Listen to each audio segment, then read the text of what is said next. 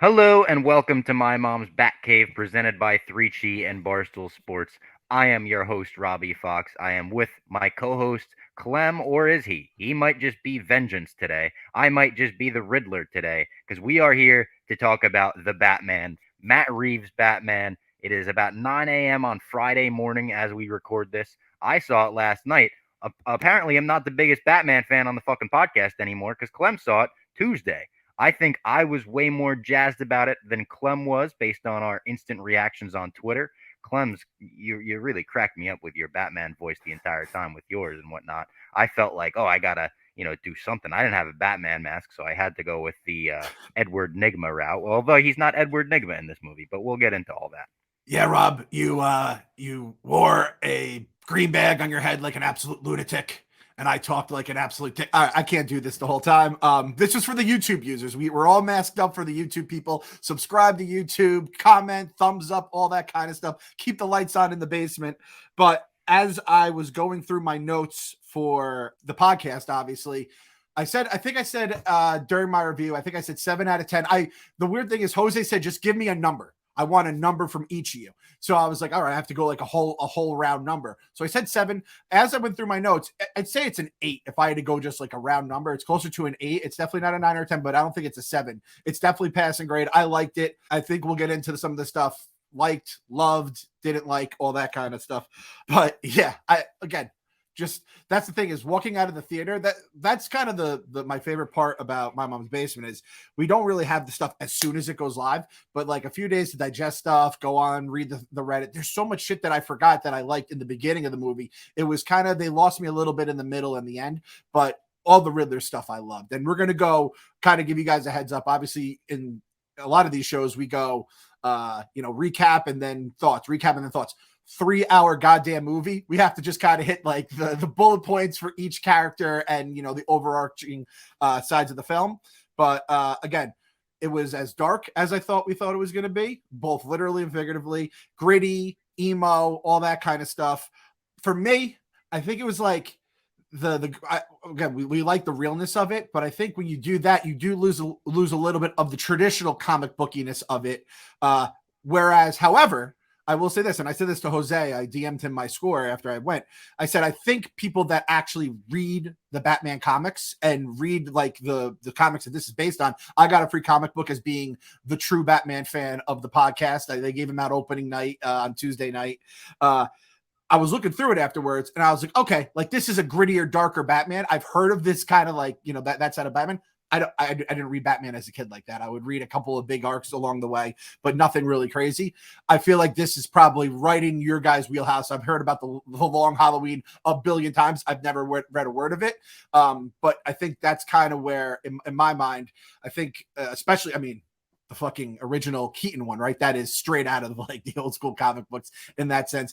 But that's kind of where I landed when it's all said and done. I also heard that there's a 4-hour Matt Reeves cut. So hashtag release the Reeves cut. Release the Reeves cut. Do it. No, I don't think that's true because I read an interview with Matt Reeves recently where he said explicitly, like, listen, there's a few scenes that didn't make it into the movie, but the cut I put out is the cut. He's like, there's no director's cut. Really? He's like, this Okay. is the cut that I wanted to put out there. I mean, they let him put out a 3-hour Batman movie that's long and drawn out and it's a slow burn, but I like those kind of movies. I was saying I hope it is like Zodiac. I hope it is like Seven, and it really was. Like they fit in a lot. They fit in a lot of different storylines. I would probably go it was a 9 out of 10 for me. If The Dark Knight is a 10 out of 10, this was a 9 out of 10. And I don't want to, compare it the whole time, but there are a lot of comparisons you can draw to the Nolan trilogy. There are even comparisons you could draw to some of the Keaton movies in a lot of ways. And you hit the nail on the head when you said this is probably the most comic accurate representation of Batman. I think it absolutely is. The detective stuff is what comic readers have wanted to see out of Batman forever. And they spent so much time with that, so much time with him going one piece of the crime to the next in this movie, to go without saying, too much into spoilers yet. It almost felt like procedural in the Law and Order way, that but like in a good way, Yeah. where it's like how they find the guy to lead him to the guy to lead him to the guy to lead him to the guy, and then they find the guy at the end. Dun Like it, dun. yeah, exactly. It had a little bit of that, and I liked it, and I loved Robert Pattinson's Batman. I love that he wasn't concerned with being Bruce Wayne, and we'll get into that a little more in depth as well. But like I said, 9 out of 10, and this was as good a lead off to the new Batman franchise as I could ask for because Gotham was awesome, and the setups for future villains and where they could actually take this, I love. I'm like, holy shit. Even let's say the Keaton 89 and Batman Begins. Those are the kind of the two Mm-hmm. big leadoffs for the franchises. I feel like they didn't even set up as many possibilities as the Batman did, and they didn't have a Gotham that felt as rich and depthful as this one did. Whereas, like, we already know two TV shows are coming: the Penguin prequel TV show and Gotham City PD. I'm way more excited for both of those having seen this movie because I'm like, holy shit, yes, I want to learn more about the GCPD after this. They're very Yep. interesting in this, more interesting than they've ever been in a Batman movie, I would say. And the Penguin was awesome. Ken Jack, I talked to afterwards, and Ken Jack's like, listen, I'm still not buying that was Colin Farrell until I see a video of him putting the prosthetic on because he was unrecognizable and he was definitely kind of like a gangster. They call him Oz in it. I was like, oh, look at that, Ozzy. That's a new nickname for Penguin. I love it. I like that when we kind of get the origin story for the guy who we know who it is, but they're not calling him it yet, and you kind of see how it goes. And it's not obviously the superhero, but it is obviously an important villain. Yeah, the whole Gotham thing. I do think that this is an example of DC kind of like mapping out ahead of time and saying, all right, now we have this HBO Max. They're adapting with the times, kind of like Marvel did with Disney Plus, and they're saying, all right, now we have to do the same thing. We have to have the TV shows come out. We make these other characters who are, quote unquote side characters more interesting, and then it gives depth to the whole universe and stuff like that. And they obviously didn't have that in the late 80s, 90s, and then even 2000s with the Nolan and the Keaton films. I walked out of Batman Begins. I was trying to figure out if I like this more than Batman Begins, and I don't. There was something about Batman Begins. Maybe it's just I liked Bale and whatever, and I like the whole seeing that whole origin story and how they had changed it just a little bit on the screen. I kind of like the way that played out a little more. But It would be very that's close for me as well. Like The Dark yeah. Knight's my number one without a shadow of a doubt. I think it's the most perfect movie ever made. It's my favorite movie ever made. So it's very hard to top that. But like this is right up there with the other two Nolan movies for me. And I think I would put it above all the other ones. And that says a lot because I really love the first four. Even the Schumacher ones, Tim Burton ones, obviously I love, but the Schumacher ones like hold a special place in my heart. This movie is without a doubt better than those. I mean, it's like such a well made film. I saw AMC gave it the Artisan Films tag. I was like, oh yeah, nice. Oh, That it's that, huh? makes me feel like an astute film goer when I see that tag. I have to admit this. I wonder if this swayed me at all. I got there and I got there like right before the showtime, and I couldn't get my popcorn because there was a huge line. I was like, I don't want to miss any of the movie. And I got in probably with like they had like the little pre-show commercial. They had like two commercials. It wasn't even like trailers. I missed all the trailers. Good thing I didn't get popcorn. I feel like you can't eat popcorn during a film. That's a movie snack, right? Like a Yeah, film. I got a I need to lot get a of wine. snacks, and I ate them all before the movie because I went to a 5:30 showing, and I was so concerned that there was going to be a line out the door. We showed up at 4:45. I was the first one in the theater, literally the first person in the theater. There was more trailers than I've ever seen before a movie. I was like, holy shit! I've seen the trailer for this stupid Lost City of Z movie more times than anyone has seen any trailer. I swear, I've seen that trailer 20 times with Sandra Bullock and Channing Tatum and Daniel Radcliffe. It looks like a piece of shit. But let's not even talk about that. Let's talk about the Batman. What did I have you? to say one thing. I have to say one thing too that you had kind of mentioned with Seven and Zodiac, and this is kind of where I think maybe my expectations were a little too high. I think it's almost impossible. I wanted a comic booky Batman movie, but I also wanted the rawness of a Seven. Right? You can't Yeah. do that without an R rating. Yep. And it's like, and then I think at some point, then you're getting fucking gruesome, and I don't know if that really plays with a Batman. It definitely doesn't play if you're looking to get kids into the movie theater. So I think that's kind of one of the Yeah. things Don't that bring your kids to this. yeah, don't That's bring like a Sienna's definite not good allowed. shout. Yeah. Yeah, your kid has to be pretty like. I mean, if he's like 12, 13, maybe he could handle it. But it's way darker than any Marvel movie. It's probably even darker than some of the old DC movies. That was another funny thing about this. Whereas I was like the old Batman, the Zack Snyder Batman, the Scott Snyder Batman, the comic book writer is great. The Zack Snyder Batman, I wasn't the biggest fan of, and there was part of me that said I think he went too dark with Batman. And then Matt Reeves took it way darker, and I loved it. So I was like, all right, maybe I just didn't like those movies.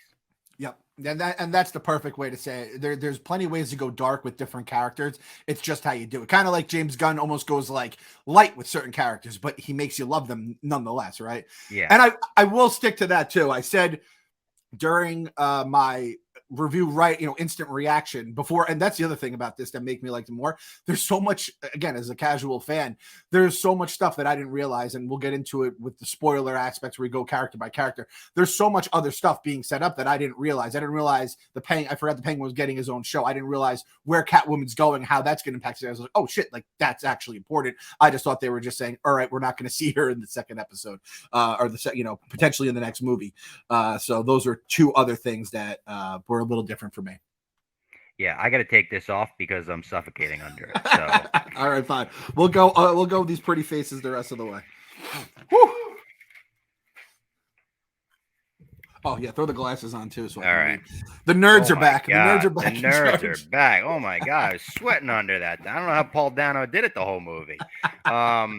All right, let's get into the movie a little more in depth. We're gonna go not like Clem said, like beat for beat, because we'll be here for 4 fucking hours if we try to do that. But we're gonna go more character by character. I feel like that's what people are kind of interested in, what we thought of the new interpretations of these characters. Let's start with Robert Pattinson's Batman, and spoilers from here on out. Bunch of spoilers in this podcast. So if you haven't seen the movie, I would recommend you go see it. Like I said, 9 out of 10, 8 out of 10 from Clem. So even if it doesn't sound like he's over the moon about it, 8 out of 10 is a very good review. And it's a very good lead off to this franchise. So, I mean, it's the new Batman movie. Put aside 3 hours, go see it. It's fucking Batman. Come on, it's awesome. If you turn on this podcast without seeing it and weren't expecting spoilers, you're a savage, and God bless you. There are people like that. You guys are the best. You guys are crazy.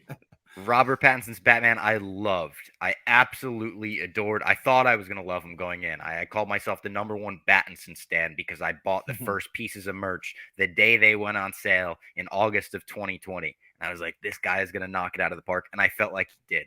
The fact that they went with like a Kurt Cobain-esque inspiration, like Kurt Cobain right there, this movie felt like it was just made for me. The fact that they used the Nirvana song twice throughout it, like including at the end, I was like, fuck, this is awesome. I really didn't think they were going to. I thought that was just a trailer thing. So as soon as it kicked in, like I was like, holy shit, this is cool.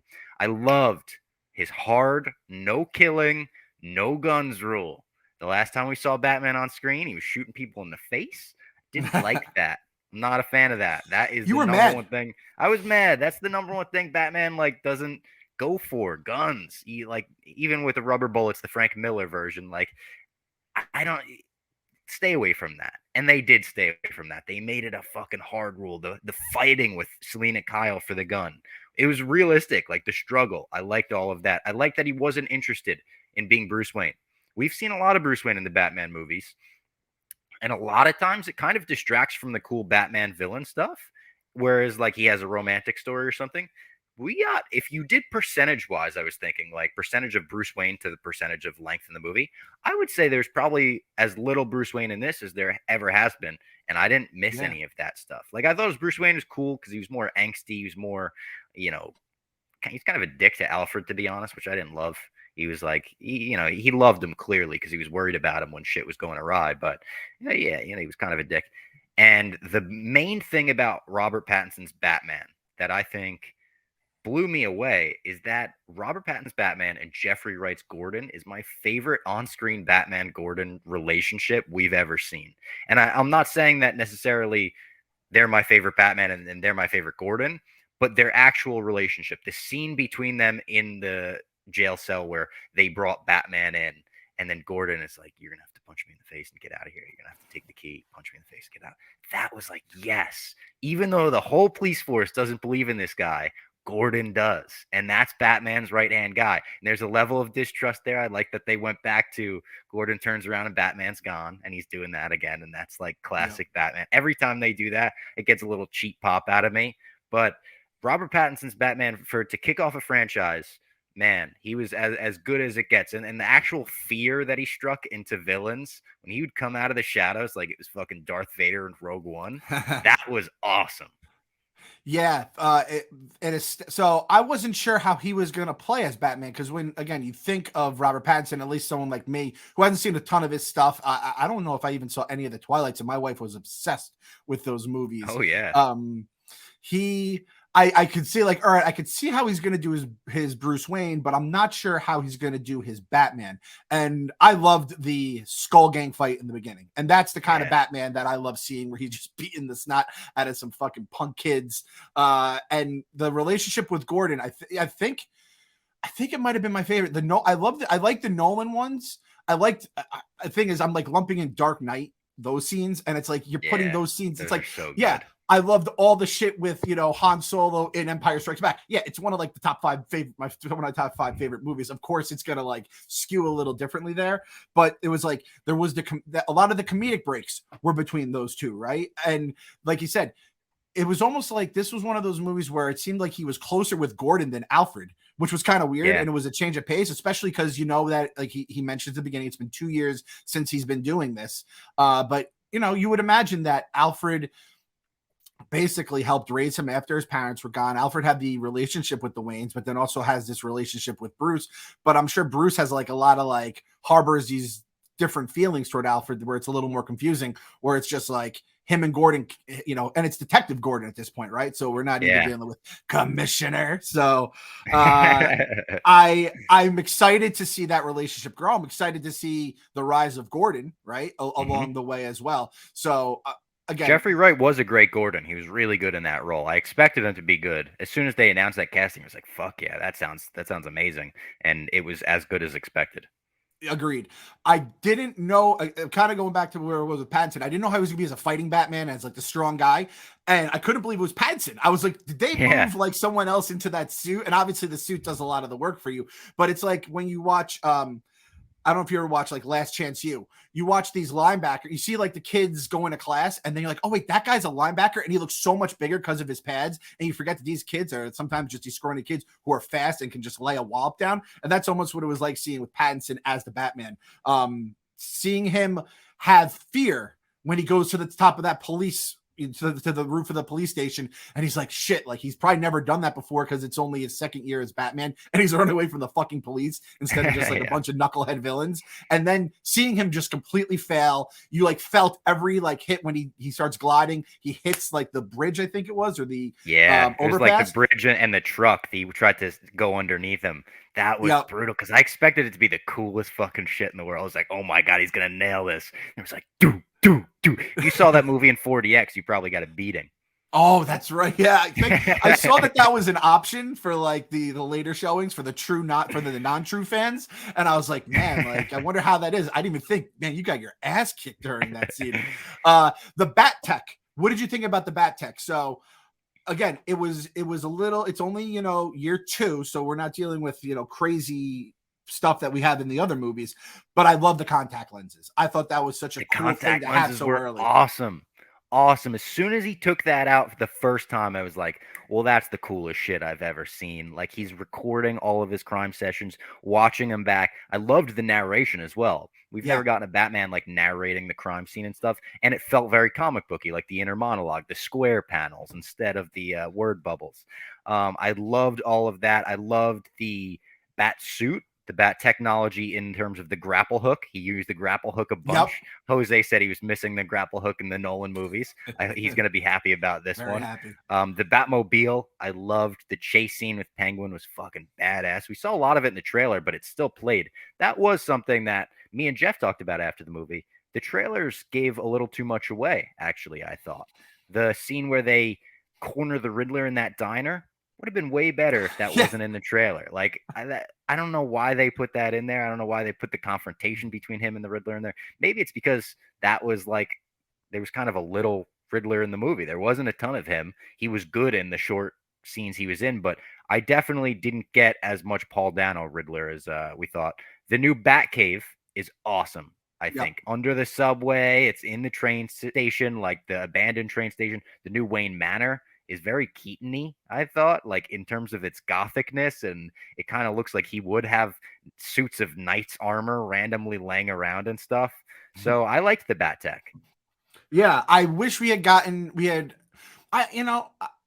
was surprised, I guess I should say, that we didn't get, because I thought we were going to get the whole origin where the gun is in as like the batarang or whatever. I don't know if it was now. Yeah, because like where wasn't Did you blog that? Was that a blog back in the day? It Because was that was initially metal. That's blogged, how we but got the whole metal thing. yeah, it was the whole metal thing. It might just be the Batarang, which was cool in and of itself that he takes that out and it's a fucking slicer Batarang Yeah, or whatever. But it was originally like thought to be that because the bottoms of it look like the bottom of a pistol or something.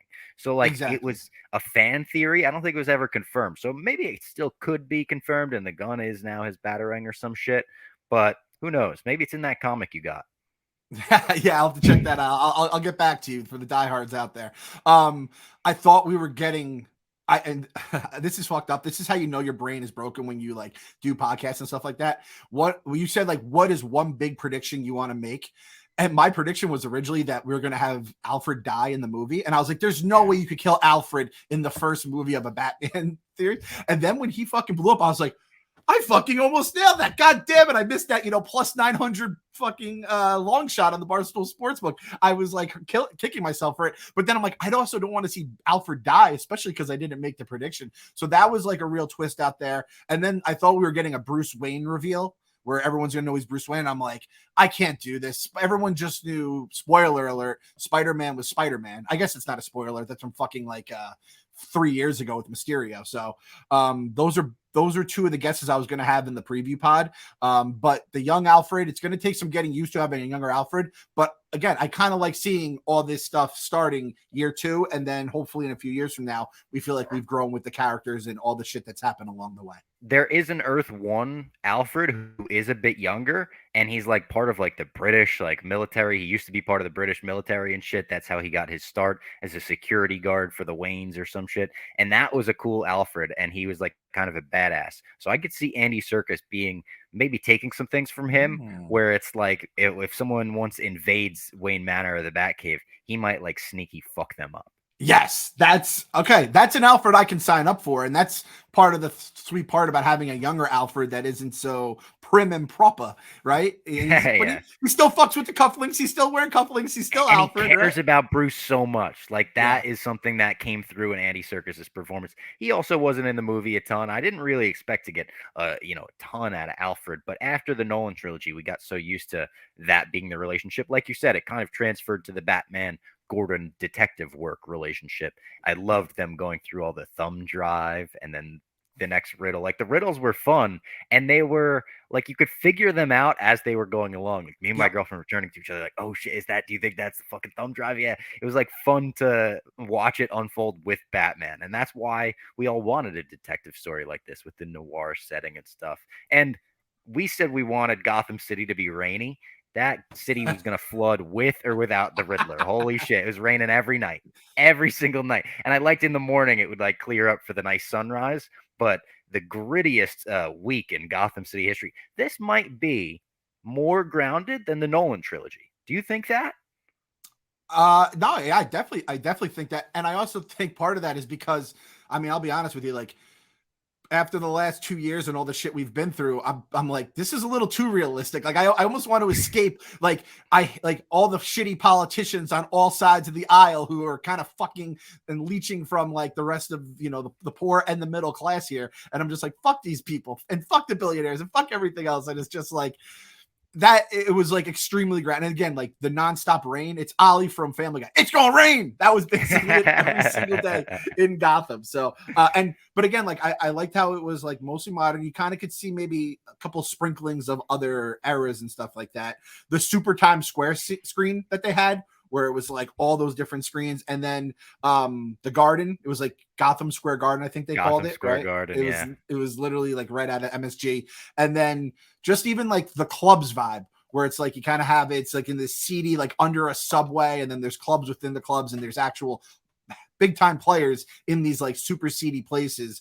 It, as people that live in New York and work in New York, like I felt a lot in New York City in a lot of that, a lot of New York City, but Gotham also I thought felt like its own again, where it's like yes, still isn't New York. It had a great backstory. I had loved all the stuff with the mob and the Waynes and the corruption, the twists in that, and the fact that they put a little twist on Batman's origin story, where it's like maybe the Waynes killing wasn't a senseless crime. Maybe it wasn't just for the pearls. Maybe it was because of this whole Falcone, Maroni, not Maroni actually in the end, but the whole information is getting out about Martha, her being in Arkham, her having some mental issues because of what she went through, childhood trauma. That stuff was brilliant, I thought.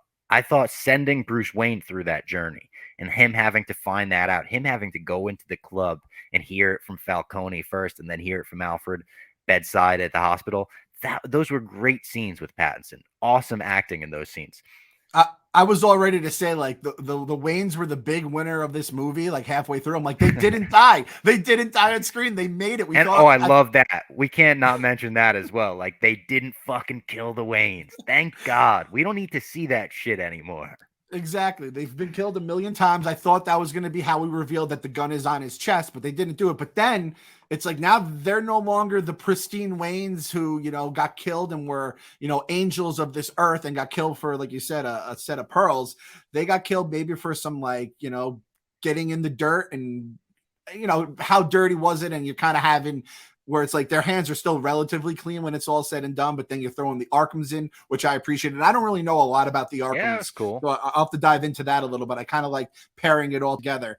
And then all that leads to Bruce kind of being this, quote unquote, don't you dare use the O word on Bruce. We learned that one. Don't call him an orphan. He's a billionaire. He's his own butler. If you call him an orphan, but just kind of having that emo sense about him, which that was the Robert Pattinson that I think a lot of people thought of when they heard the casting announcement.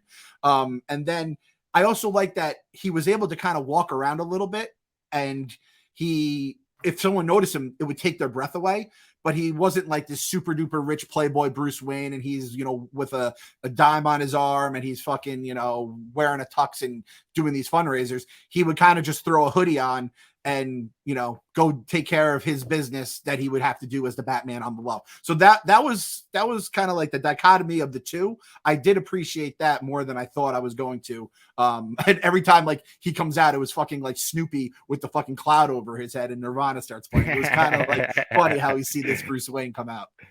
I loved all the undercover stuff when he's in the hat and the hoodie and he's got like the COVID mask on, basically. the undercover Bruce Wayne detective work where he's following Selena Kyle and stuff was awesome. It's a good way to get into Zoe Kravitz's Selena Kyle, right up there with the best of them. I was thinking back, obviously the Halle Berry Catwoman movie, people hate the basketball scene is the worst thing that's ever graced the big screen. Or the best. But let's take that out of the equation. Aside from her, we've really never gotten a bad Catwoman. Eartha Kitt back in the 66 series. There's a couple Catwoman in the 66 series. Michelle Pfeiffer, Anne Hathaway, Zoe Kravitz up there with the best of them. I thought she was great. I thought her fighting style, where she was using her feet as much as she was using her hands, was awesome. It was like a cat would fight. Yep. Her costume was great. I like that. I think I mentioned last week, her beanie just has like the creases that make the cat ears. And that's such a simple thing that was cool. And the familial twist where Falcone winds up being her father, the whole thing with her mother being killed, strangled.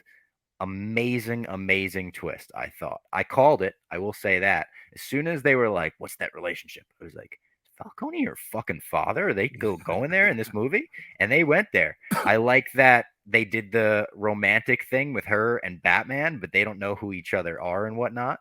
I loved that. And I like where they left it with her and Batman kind of going their separate ways. That is a final shot, and them working together throughout this movie, I thought was really, really good. Yeah, so I loved the vibe of her, and I think, I guess Michelle Pfeiffer kind of has it too, where you're kind of like living on a shoestring budget in the city, right? And she's kind of just doing that as all the cats and whatnot. And then it's like, are they friends? Are they enemies? Are they lovers? Are they just fucking, I like that kind of, there was definitely a lot of like sexual tension and stuff like that. That was cool. I will say at the end, the motorcycles driving together kind of gave me like John and Danny riding their dragons. And I was like, I don't really need this. And then they're like going separate ways. I will say, I like that he looked in the rear view. It's always nice when, the other person's looking at the rear view, seeing you go. And she, you know what? It's for the best. Like we know, there's two things Batman doesn't believe in: using guns and going down on his lady. So she might not have been the most satisfied cat by the time it was all said and done. She'd have to licking herself, licking her paws to get the job done there. And that was the other thing, is apparently she's going to, was it Bloodhaven? I think so, yeah. That's what people were saying afterwards. So that is a twist there. That was a part of the story that I didn't understand. But yeah, in terms of like the whole the fighting style, the whole character and all that stuff. And like, let's be honest, like Catwoman being sexy is a legitimate thing. And she definitely filled that role as well. It off. I mean, Bruce was a bit of a pervert at one point. He was snooping her while she was changing. Perv. Yeah, I mean, like perv move. I love Bruce Wayne. I was like, dude, come on. I think we'll get into it with all the mob stuff. I will say, like, I think if they had kind of done the mob stuff either in another movie or maybe just kind of touched on it, and I think that was where I got lost along the way, because there was so much stuff. And, yeah, I did appreciate the detective stuff with Gordon and all that stuff, but I was like, there's so much stuff going on here. I would have liked it personally if they could have maybe like I said, tighten it up 2.5 hours, 220 with kind of what they had, some stuff with the mob stuff, and then the whole her origin backstory stuff. I think they could have done it another time, but again, I don't see the giant whiteboard that DC is bringing into their rooms to kind of copy Feige and Marvel. Matt Reeves definitely has a whiteboard. I think he said he's not interested in the like outside DC world. He's like, no.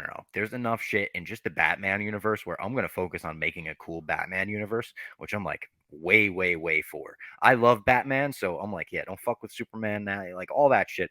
Leave it in the rear view. Let the DCEU do that if they want to do that. But Matt Reeves, focus on creating a cool Gotham. This feels like the Gotham from the Arkham games, and that's like the best compliment I could possibly give it. It's also, I think, the closest it feels to the animated series, which is funny because that's, sort of a lighter show in a lot of ways, and this is the darkest interpretation. But you saying you didn't love the mob stuff is so funny because I loved the Riddler stuff, but I think I might have been more into the mob story and the Penguin story than even the Riddler stuff. Like, really? I liked the Riddler. Yeah, I liked him. I liked how they shot all of his killing scenes like it was a fucking Michael Myers kill. Like, the out of focus stuff was cool. The actual riddles were cool. The Zodiac killer ciphers were cool. His outfit was cool. I liked that at the end, he's kind of just a fucking incel, I guess. He's like posting on his message board to 500 followers. Like, bro, come on. You got to get more than that if you're the fucking Riddler. 500 loyal followers, though. Very, very loyal. They would put on the fucking thing. Well, I might be one of them. I look like I was when I started this thing. I liked him. We might get flagged on YouTube. We might get flagged on YouTube because you wore that mask. I liked Paul Dano's Riddler. I'll have to watch it a few more times before I know if I love him. Like, Ken Jack texted me right after, like, he might be second to only Heath Ledger for me on Batman villains. And I didn't feel necessarily that way. I didn't walk away being like, that was an iconic performance. I guess time will tell. But yeah, I was a little more fascinated in like Penguin and even Falcone. But there was never a scene with Riddler on screen where I was like, all right, I'm ready to get to the next thing. I obviously loved his stuff too. Yeah, so the Riddler carried it for me, and that's when I was going back and taking the notes and just like remembering all the stuff. I said, all right, like I was like, the Riddler movie I liked more, and this is the other thing that kind of threw me off mentally.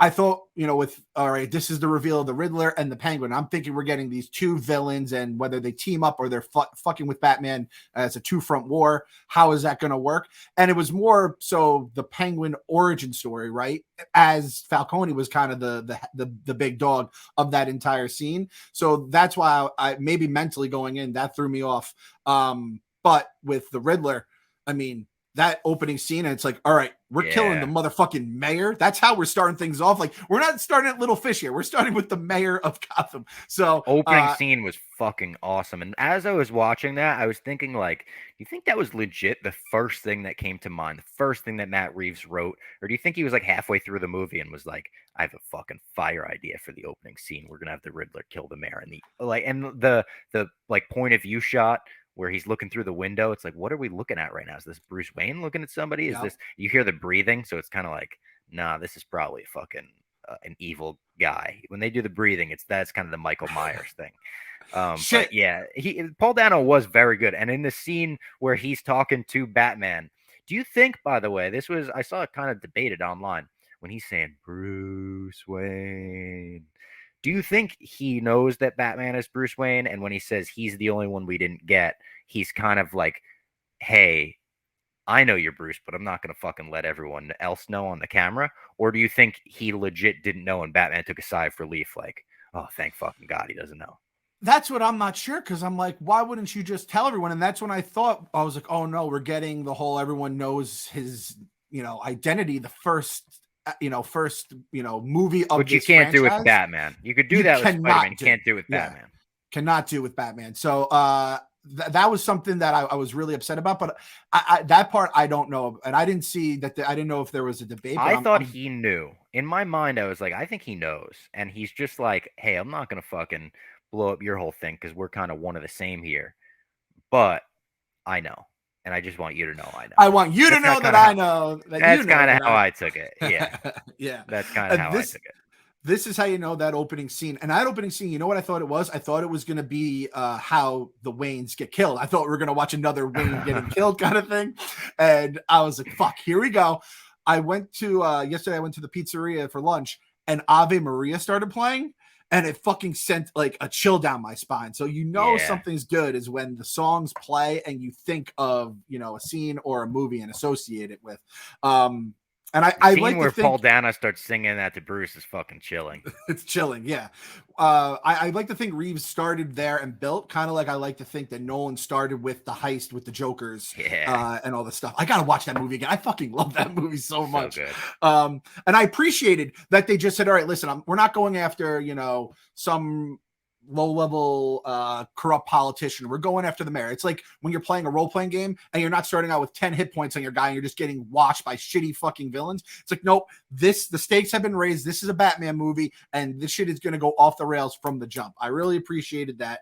I also loved the greeting cards. Now, this I'm trying to figure out. Did he buy these cards? He's like, oh, this would be a good one to give to Batman, or did he make them? Because I kind of had to buy them. I think they looked so professional. He had to buy. I mean, his shit looked all, janky, thrown together. His kills were also fucking scary. Him having rats bite people's faces off and shit. Him having the bomb strapped to the guy's neck. That was almost like the pizza killer. Do you think they were inspired by that? When what was the Netflix series, like Crazy Evil Genius or something? Yep. That was almost like that. That guy I thought also kind of looked like Kirk Minahan as I was watching. I was like, man, that guy kind of looks like Kirk. The district attorney, the former district attorney. So we're going at the DA, we're going at the mayor, fucking Bruce Wayne. The rat thing reminded me of the tickler in Game of Thrones, where they would light the back of the rat's tail or like ass on fire, so he would just eat through the person's chest. So I was like, yeah, you want to talk metal? There was a lot of metal fucking killings you're dealing with. The one bat in his fucking apartment with the last thing that was sick when he's like, this one's not a rat. That was a tough look to El Radado or whatever. And I'm like, come on, like rat with wings. URL, yeah. Like, who doesn't call a fucking, like, I've called a penguin a rat with wings, but like a bat is a rat with wings. It's just fucking like, it's right in front of your entire thing is the Batman. You should know it's a rat with wings. I also want to just let this be known to the people on the podcast. Your pal Clem right here. I was the best card giver back in the day. Like, I would go, it would be thoughtful. It would be funny. You have to get a funny card. Anyone that doesn't get you a funny card is just an asshole. And it would just be one of those cards that would be, I mean, at worst, a 9 out of 10 every single time. I'm done buying cards. I'm #done. The wife, the kids. I just don't do cards anymore. I think it's just like spending $6 for a Hallmark card, just not worth it. You have to get out, find them. There's never anything good anymore. But I appreciated the Riddler taking the time to find a good card. As a card guy, I appreciated that. And did you get Ledger Joker vibes when it was Batman and the Riddler in jail and he's punching the window? Come on. Yeah. And he's that was the first thing I thought of. Yeah, exactly. Yeah. And definitely. I also got a shout out. My girlfriend is a superb card giver, and the last card she gave me for Valentine's Day had 2 penguins holding hands on it.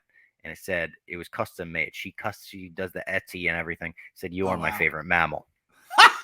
Oh, shout out Lady Fox. That's incredible. We are on favorite mammal. It's a funny line. I mean, it was really good. I was like, oh shit, that's really, really good. I didn't even think about Etsy being in the game now too, because I'm old school. I go to like I still go to like the Hallmark store or maybe like a CVS. I don't even go to like the grocery store to look for them, and there's just nothing good. But Etsy probably murders the fucking card giving game. So Etsy, that's she got me. I hope you have a low key birthday, and it was Loki. Lady She's Fox real knows good. who She's she's dating. I will real say good that. at those. Yeah, When they dug up like you said, the murdering was like you just heard the sound of the duct tape coming off. It like sent a chill down your spine.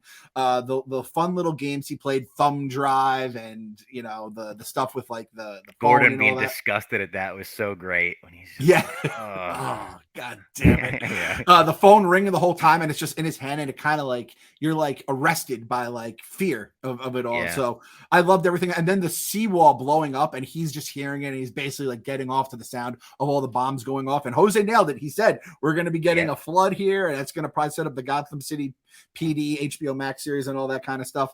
I will say though, the one part of it that I didn't like, actually, no, let me go back.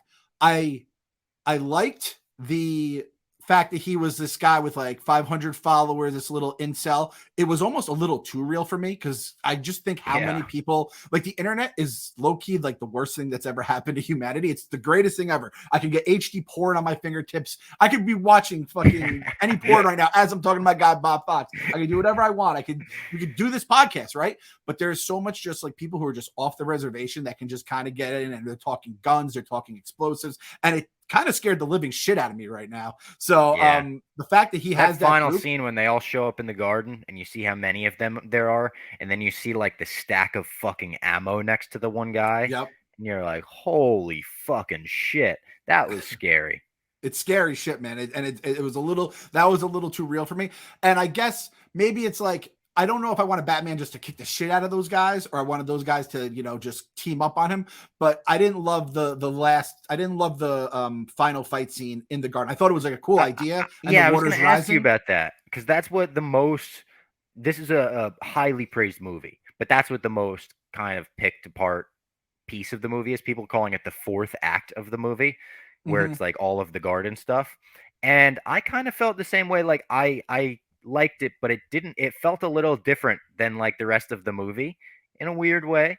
And it was good. I liked that in all of the fight scenes when Batman was fighting like six or seven guys, there were moments where they were like getting punches in on him, getting hits on him, and it was like, oh fuck. But then he would always bounce back and stuff. He uses fucking green venom to hype himself Yeah. up during that fight, which I wrote down. Is that a Bane tease? It has to be, right? Because Bane uses Oh, green I couldn't venom. think of what that was from. There it is. It's Good like call, Bob. specifically green. Why would they Yeah. not do that? So I was like, oh shit, maybe we're getting a fucking steroided up Bane in the future. That's awesome.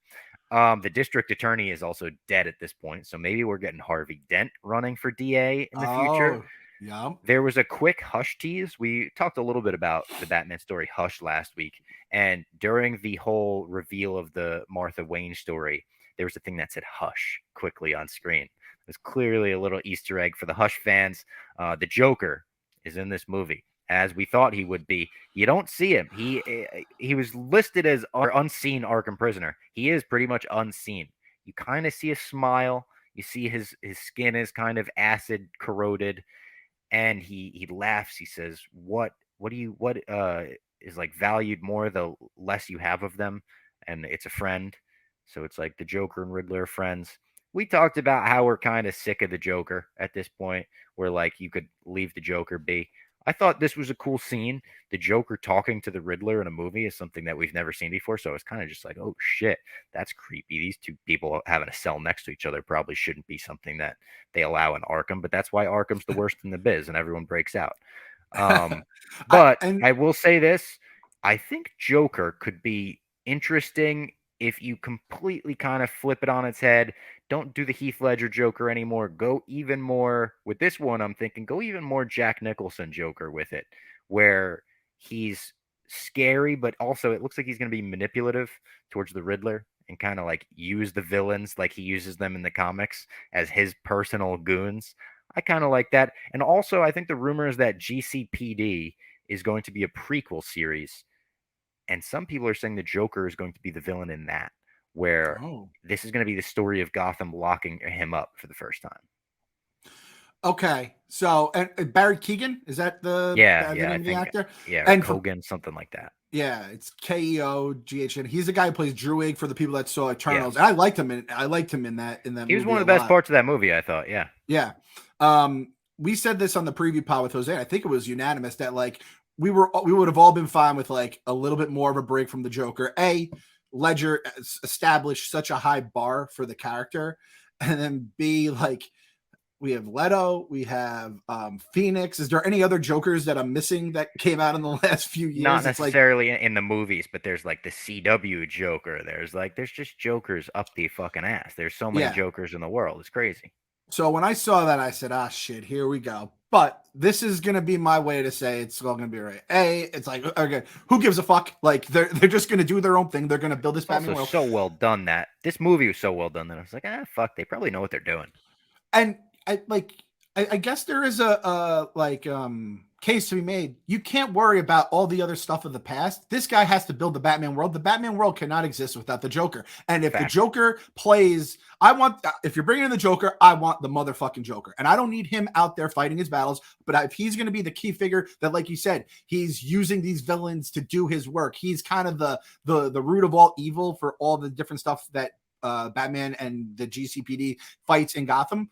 That's fine, because I want, I don't, what other Batman villain can you say is going to be that guy? Because it would be like if there was a quote unquote kingpin of the underworld of Gotham and it wasn't the Joker, it would feel like, well, we need the Joker soon. So I don't need to wait until the Prince of Crime.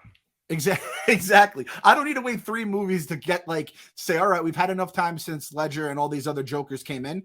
Bring them in, you revealed him here, and then we start building him up through the shows, through the movies. So you know what? Like after seeing him out there, there's nothing we can change now. It's done. Let's rock and roll. Joker's here. Let's fucking get crazy with it. And he's gonna, like you said, he meets the Riddler in jail. It's kind of like in Blow, where I think it's Johnny Depp. Like he becomes a prisoner. He becomes a criminal in prison because he's with another prisoner. That's kind of like, and Riddler was already that, but I kind of like that aspect of it where maybe the Joker might hook Riddler up with some fucking green blazer threads, huh? When they get out of there, they go back to that kind of suit. But if you do the Joker where he's like controlling all the villains at his helm, and you kind of build up to him too, where it's like maybe Batman and the Joker don't meet till the 3rd movie, and maybe he's still in the shadows for the 2nd movie.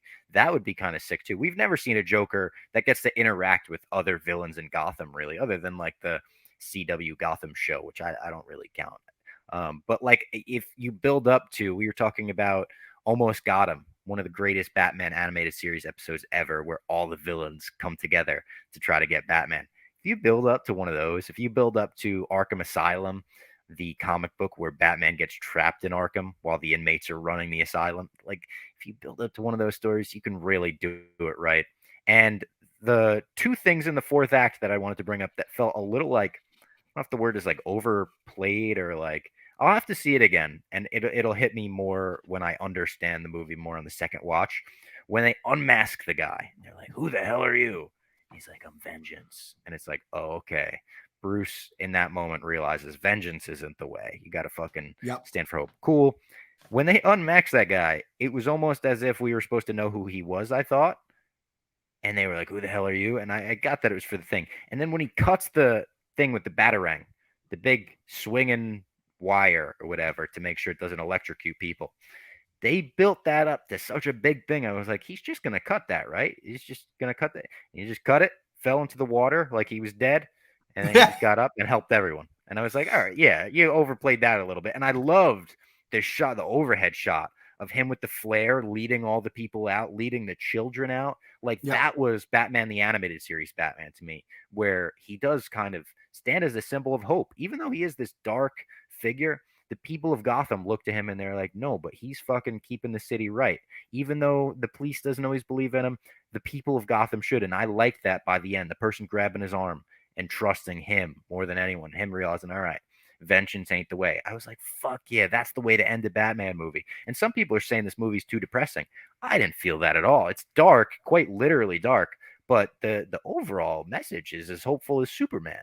So yeah, the last act. So I think if I had to say what knocked down the 2 points from a 10 down to an 8, I would say it's probably the last act kind of being like a little drawn out. I didn't realize that was a common criticism. And then again, I thought some of the mob stuff could have been maybe for another movie or something like that. The I Am Vengeance, I love that because, and I didn't realize at the time, I had someone reach out to me, RJ, I got to shout him out. He was saying, can you think that could be Joe Chill, the guy who had killed the Waynes? And I was like, I don't know. And then he goes, he's the guy that he meets him at the funeral. He goes, I know you from somewhere. And then he says that to Bruce, and then he tells Batman, Oh, Vengeance. that's the guy? I believe so. So I thought the guy at the funeral was the bouncer with the twin. I think I was reading, and I looked it up. I think that's who it is. So it kind of comes full circle. The guy who killed the Waynes? I don't know if that's that part. He was asking me if and I haven't been able. I was researching to see if that was a chance that was who it was, and it doesn't seem like that's the case. But kind of seeing this guy earlier in the movie and then seeing him later, I don't know if we're gonna get more about him. But the whole like you said, it's Batman realizing I can't be vengeance because you can't grow a city. You can't fight vengeance with vengeance because then vengeance comes up and then you make the city worse than you originally thought. Also with the flood, I forgot to mention, could the flood be a tease for Killer Croc? Oh, okay. I don't know if they would do, that in this universe. It feels a little more supernatural, a little more, out there, but who knows? I haven't gone on like the Batman Reddit or anything like that, but I'm almost scared we're dealing with WandaVision, scars from WandaVision, where it's like, I have all these seeds and what are we going to do once we could fuck the plant? Like we never got to fuck the plant in WandaVision. There's no Mephisto. There's no X-Men. Ralph Boner is a fucking joke of a Quicksilver. So there's a lot of ways it didn't go there, but I think they left themselves the option, right? And that's, I think, the best part of that. The whole movie and the fourth act, they kind of touch on some stuff. Renewal, the whole thing with renewal, and like again, you're dealing with these old political promises that never came to fruition. That was the part where again it felt real and it felt depressing. Like that's part of the movie too. Like again, we're dealing with these times where all people are mad at all their different local politicians and stuff like that, no matter what side they're from. And I'm just like, shit, like Gotham is like the place you don't want to be, right? And I'm like, this feels very real. And maybe it's kind of like unmasking my eyes to see the world for what it is. But I can understand people saying it's depressing because, like, let's be honest, like the last few years have been extremely depressing. We're living right now in a world where it's just like I'm on Twitter and it goes from this guy broke the 40 mark potentially to there's a fucking war in Ukraine going on and potentially World War III. So there's a lot of depressing shit out in the news right now and in our worlds. So I could definitely understand. And then you swipe and you see our friend Chris Castellani singing West Side Story and it makes everything feel better. Oh, God bless Chris, man. And a great Batman fan. I know he was stoked about this movie too. And that was the thing. I told Jose, I was like, you, Jose, and Chris are going to love this movie because you guys are diehards for the comic books. And I was so happy that you two liked it. And when Jose sees it on Sunday, I'm sure he's going to love it as well. So, and again, we're going to have something to grow with in this Batman universe, which is what I think we need down the road here. And they set up just so many possibilities. The No Man's Land, which is the story that Jose actually doesn't like, that's a possibility. There's Mr. Freeze they want to do in the future. Court of Owls would be a perfect second story, being the corruption in Gotham and whatnot, and how high it goes into the police system. And I even loved the scene where they find out, like, oh my God, you're in on this, and Catwoman's beating the fucking shit out of that guy on the rooftop, and she kicks him over the ledge, and Batman, like, and Gordon that was sick. To save him. That was awesome. And the way it was shot, the whole movie. Yeah, I have 9 of them. That was it's the way she jumps down too. Also, the way Batman runs down the side of a building, I think maybe right after that scene, might have been a shout out to Adam West. As soon as he fucking did that, he starts running down. I was like, oh my God, that looks like Adam West and Robin, like going up like that, but like a cool version of it. I was like, holy shit. I also think the cowl is a little shout out to Adam West. The way the stitching on the nose kind of does the design that he had on his nose, I think was awesome. The ending, the actual ending, Batman realizes he needs to be a symbol of hope. I wrote down most hopeful ending since Dark Knight Rises, which isn't saying much as the last actual Batman movie. Yeah. But they're the only 2 Batman movies that kind of give Batman like, this isn't giving Batman as happy an ending as that is, because that's like literally he rides off into the sunset and he doesn't have to be Batman anymore. But this is like Batman gets it, and someone said that this felt like a sequel to a movie we never got and that they liked that. And I agree with that. It just assumes we know a lot of Batman's story. We know everything about his relationship with Alfred up to this point because we do. everyone fucking knows Batman. Everyone's mother knows Batman. And the story about Thomas and Martha, they twist it on its head a little bit here. They give us a new perspective on Gotham, a new perspective on the Waynes. Like I said, a lot like the Arkham games and the animated series in my mind, which is perfect. The Long Halloween was a good shout when people said it was inspired by that. I liked that this story begins on Halloween, and one of the Yep. first shots we get of the Times Square of Gotham is like almost Tim Burton, the guy with the big spikes on his head, and like everyone's wearing these over the top Halloween costumes. I was like, fuck yeah, that's cool. And every time Bruce Wayne had just the eye black on, but without the mask, I was like, God damn, Robert Pattinson's a cool motherfucker. The thing that fucked me up, and this always happens. I mean, it happens with Tom Holland or anyone else, but they had like the before the show from message from the actors, and he's speaking in a British accent. I'm like, God damn it, my Batman doesn't speak in a British accent. English is good. His Batman voice also, I guess we should comment on, because Batman voice is always a talked about controversial thing. Loved his Batman voice. I loved that. I loved The Dark Knight. Like I said, most perfect movie ever made. That Batman voice was always a little. It was made fun of because he talked like this the whole time. Like it was rightfully kind of like clowned at times. This is completely way more normal. When he starts to yell, it gets a little more like that, but it's a more of a whisper. It's like more of a. And he said his original Batman voice was like a real whisper, and they made him reshoot everything because they were like, "That was horrible. You got to pick a new Batman voice." I didn't know but that. Yeah, it's a little more muted. It's a little more Kevin Conroy inspired. It's not to that level. That's the GOAT right there. But it felt like he was almost like going for more of a not too different from Bruce Wayne voice. As someone that did his reaction video in the Batman voice and had two different ones, and they both were terrible. I think Coley said I sounded like the crime dog McGruff by the end of it. Yeah. The first one, I sound like I'm whispering more than anything. I realized how hard it is to do a Batman voice, so it's like it's hard to really criticize, but I do think he pulled it off. And again, the eye black, I think that was so cool. Very and the fact that like they showed us that's also a thing that they've ignored in every Batman movie. Like they always take the cowl off and they have no eye black on. It's like the fuck. We just saw them with eye black on under the cowl. Like why did you do that? They do it in the Keaton movie where there's that one in Batman Returns. There's that one shot of him where he has the cowl on with no eye black so he could rip it off. And then there's a shot in one of the Nolan movies for sure where he takes it off immediately and he's just got nothing on under his eyes. Yeah. It might be Dark Knight Rises. And it's just like silly because it's like we know he's wearing makeup under there. And they made it look fucking cool. Like he almost looks like a skeleton at times. Another thing, he changes in and out of the Batman costume more than any other Batman, I think. Where he's like goes into the back room of a nightclub and he comes out in the cowl and shit. Where is he keeping a Batman costume? Is that a little fold-up thing? Is that Wayne technology? I noticed in one scene he's wearing the baggiest, like he looks like snow pants I've ever seen and a huge hoodie. And I was like, oh, he's got the Batman suit on under that. He's going in like casual as Bruce Wayne. When he goes to saw the technology board, with the motherboard, whatever, of the Iceberg Lounge. But yeah, this is an awesome movie for me. I feel like we covered a lot of what I wanted to say. Anything else from you? I'm excited to see what Bella Real, is that how they said her name? I'm excited to see what she kind of becomes, right? Where she goes out and she almost seems like the politician that's going to be like the beacon of light. And I don't know what could happen down the road in terms of corruption. She wanted to go out there even when she was in danger. She wound up getting shot like Gordon. Like Jesus. Also, I noticed Gordon went to like grab her and like bring her off stage at first, and then they cut to the next shot and he's just like dragging her by the hand and running. And I was like, oh, that's fucking funny. And there was so much confetti on the stage that she was sliding, but I was like, it's funny that he's like, I'll carry you, and then he's like, oh, I can't do that. I'm too old. I had to shut this out. I didn't want to like put it on Twitter because I didn't want to spoil it. I guess it really wouldn't have been spoiling thing. Fuck those after credits. Don't tell me there's an after credit scene and you flash a fucking website at my ass and I could go. I have to admit something. The after credits got spoiled for me by somebody.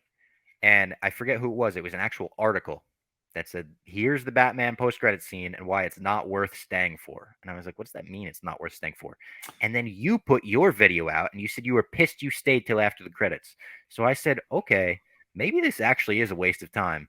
And I did something I never do. I looked up what is the post-credit scene, and I found out what it was, and I didn't wait. I said, I'm not waiting for that. It was, if you didn't wait, just a thing that had a little question mark, a link to the Ratatata site, right? And it said goodbye. Yeah.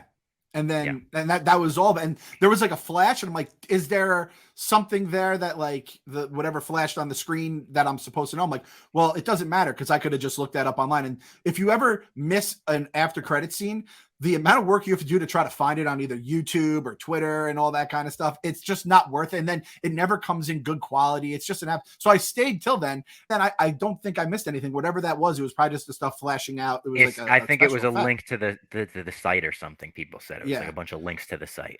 And they give you riddles, and then you feel like a fucking moron if you can't answer the riddle. So I just, that's like, and it has nothing to do with my love of the movie or anything like that. But it was just one of Almost the things. surprised they don't do the Joker Riddler scene as an after credit. You know, I guess they wanted like a cohesive bulk of a movie where he's like, nope, this is the movie. But it's like that felt like an after credit scene. Yeah, and if you're DC, you don't have to do the after credit scene. Let that be Marvel saying that's fine with it. Like having that Joker scene in the movie kind of made it kind of nice to not have to wait around. I guess also like it is probably nice to have people stick around for the credits. So that was basically my only other thing. And then I wanted to, we kind of touched on it earlier, but you rank this versus the other Batman movies. You're having Dark Knight obviously number one with a bullet, which I mean I think is almost unanimous, right?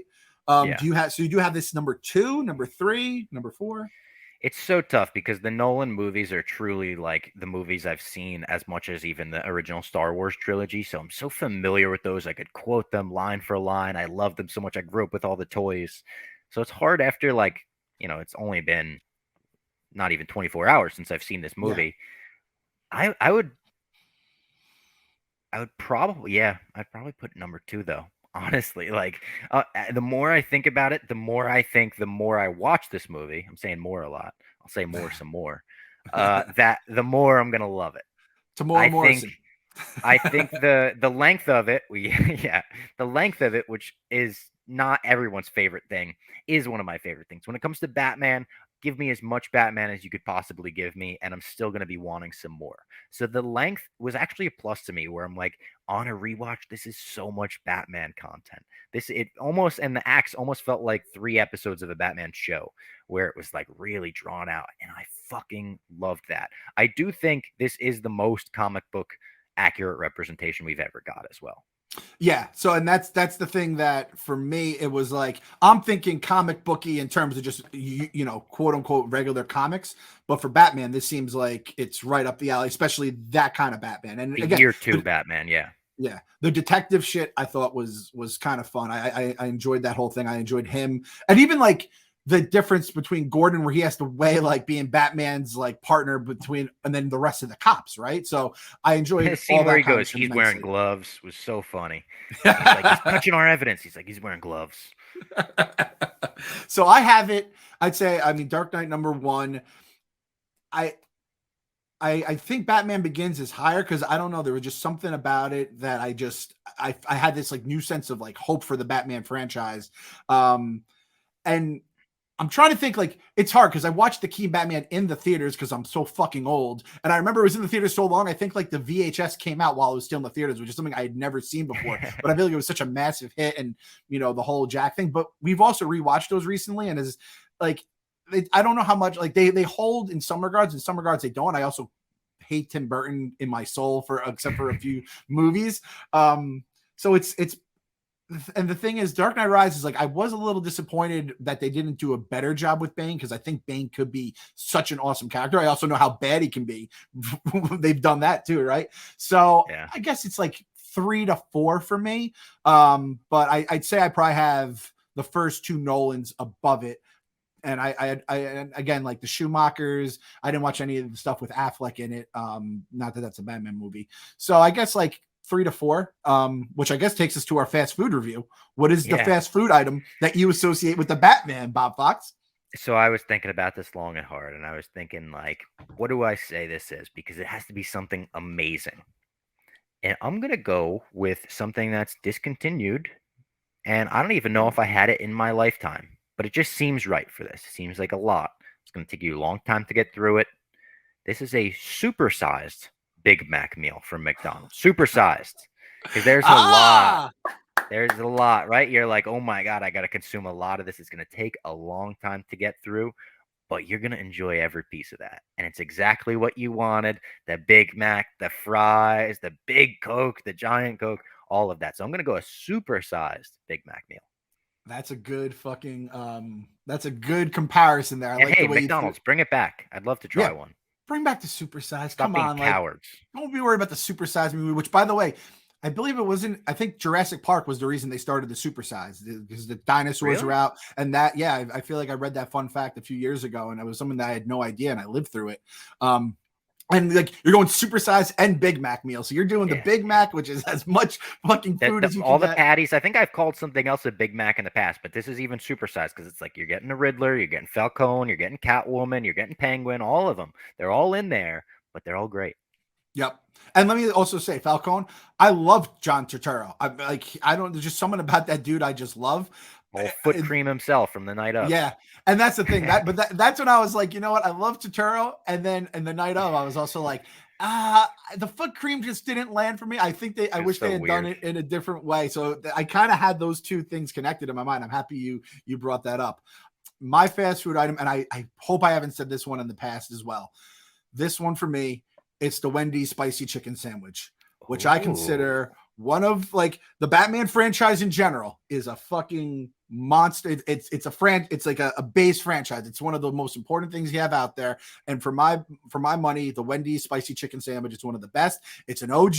There have been plenty of other things that have come out more recently that, competitors and stuff like that, which I think kind of plays with all the different stuff in Marvel, even some of the stuff that DC's been trying out. But the spicy chicken sandwich to this day is still, puts asses in the seats. It's changed over the years, just like Batman has changed over the years. I feel like I don't know if the actual ingredients have changed or the way they make it, but it definitely doesn't taste the same as when I was a kid. But I still think it's a fucking crowd pleaser. And based on everything I've heard, I think I haven't heard anyone say, I hated this movie. I didn't like this movie. It's at worst, like I liked it. And there was it was either, some parts were long, some parts I didn't like here or there. But like when that's the thing. When I go to Wendy's and I just know I need to fucking be satisfied, I get the spicy chicken sandwich every time. And that's what I think Batman is in general. If I'm going to the DC, I guess you could say McDonald's is like the Marvel where they're the biggest in the world. DC is Wendy's, kind of the number 2. If I need to know I'm going to be happy, I'm getting the spicy chicken sandwich.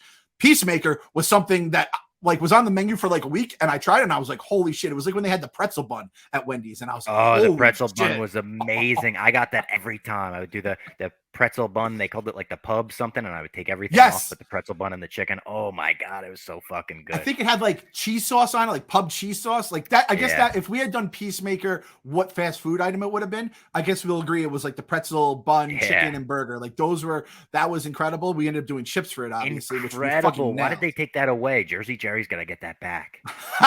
Jersey Jerry's brand is just bringing back favorite things I love. It was, I think I saw it on the menu somewhat recently somewhere too, but I think it was just a temporary thing again. But for me, spicy chicken sandwich at Wendy's. Again, you have your Popeyes now. Thing. Yeah, that's such a good item. I'm like happy about that. I will say, broke my heart last night. The only person I've heard that didn't like this movie was my brother, my older brother, big Batman fan. Yeah. No. Like yeah. Oh my God. Like the people on YouTube, they've seen my brain get broken. I just have my heart broken live on it. Let me read you the text.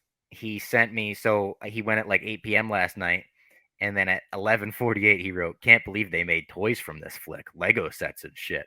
And I said, "Did you like it?" And he said, "No, not really." And I said, "Oh, damn." Now, I will say my brother doesn't like most movies. He said, "I think they tried to do way too much. Like the pitch meeting was like, what if we did the entire Nolan trilogy in one movie, but also let's try to make it 7. Very dark and depressing.